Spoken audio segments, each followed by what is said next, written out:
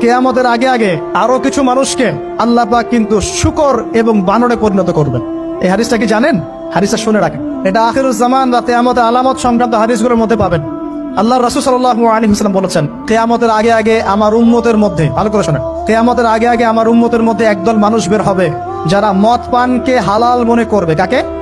মদ পান করাকে হালাল মনে করবে। যারা বাদ্যযন্ত্র, গায়িকা, নায়িকা এগুলো নিয়ে নর্তকী নাচাবে রাতের বেলা, এগুলোকে হালাল মনে করবে। যারা অশ্লীলতা, বেহায়াপনাকে জায়েজ করে নিবে, ঠিক আছে, এরকম কয়েকটা পাপের কথা বলে নবীজি বলছেন একদিন সকালবেলা আল্লাহ পাক তাদেরকে ঘৃণিত বানরে পরিণত করবে। এটা হবে সামনে, কখন কিভাবে হবে আল্লাহ ভালো জানেন। এবার আমি কনসেপ্টে চলে আসি। এই যে পৃথিবীতে নেমে আসলাম, তাহলে আমরা কোত্থেকে আসছি ভাই? আমরা কি পৃথিবীর অধিবাসী ছিলাম? আমরা জান্নাতে ছিলাম, ওখান থেকে আল্লাহ পাক পাঠিয়েছে। এবার পৃথিবীতে এসে আদম আলাইহিস সালামের যুগে খুব একটা দুর্ঘটনা ঘটে নাই, একটা ঘটেছে। কয়টা? একটা। ভাই হাবিলের কোরবানি কবুল হয়, কাবিলের অন্তর্দাহ হয়, জ্বালা হয়। কেন হাবিলেরটা কবুল হবে, কাবিলের কেন হচ্ছে না? এই হিংসার বশবর্তী হয়ে কাবিল হাবিলকে হত্যা করে ফেলে। হত্যা করে লাশটা দাফন করার পদ্ধতিও তার জানা ছিল না। আল্লাহ কাককে পাঠালেন, কাককে দেখে সে শিখলো। প্রথম দুর্ঘটনা হচ্ছে হাবিল কাবিলের দুর্ঘটনা। বলে রাখি, আজকেও নিজের ভাইয়ের বেশে বহু কাবিল মুসলিম সমাজের মধ্যে ঘুরে বেড়ায়।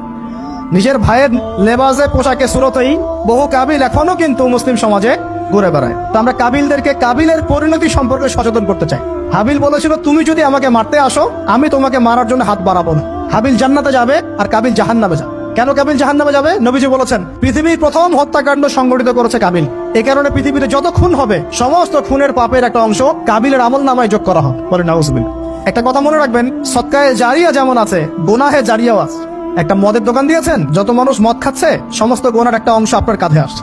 সিনেমা হল করেছেন, মানুষ সারাদিন নেকটা ছবি দেখে, নগ্ন ছবি দেখে, যত মানুষ এখানে পাপ করবে, সমস্ত পাপের একটা অংশ আপনার কাঁধে যাবে। আবার একটা মাদ্রাসা করেছেন, যত মানুষ এখানে দ্বীনি ইলম শিখবে, এই নেকির একটা অংশ আপনি পাবেন ইনশাআল্লাহ। মরে গেলেও কবরে পাবেন ইনশাআল্লাহ। আল্লাহ পাক আমাদের সবাইকে সদকায়ে জারিয়া করার তৌফিক দেখ, গোনাহে জারিয়া থেকে বাঁচিয়ে রাখুন।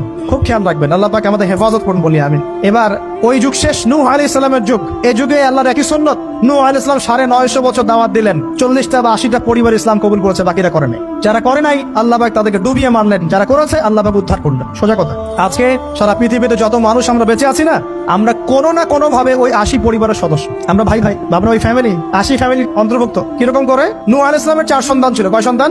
এক সন্তানের নাম হচ্ছে হাম। কি নাম? হাম। হাম ছিল একটু কালো বর্ণের। হামকে দিয়ে আফ্রিকার কন্টিনেন্টে যত মানুষ দেখছেন ব্ল্যাক স্কিনের, কালো স্কিন, এরা সবাই হামের বংশধর। মজা না বিষয়টা? মানুষের অস্তিত্ব পৃথিবীতে, ইতিহাস, এগুলো খুব ইন্টারেস্টিং টপিক। ইতিহাস পড়তে থাকলে আপনি ডুবে যাবেন। কত কিছু বিশ্ব হয়েছে আর কত কিছু হবে সামনে।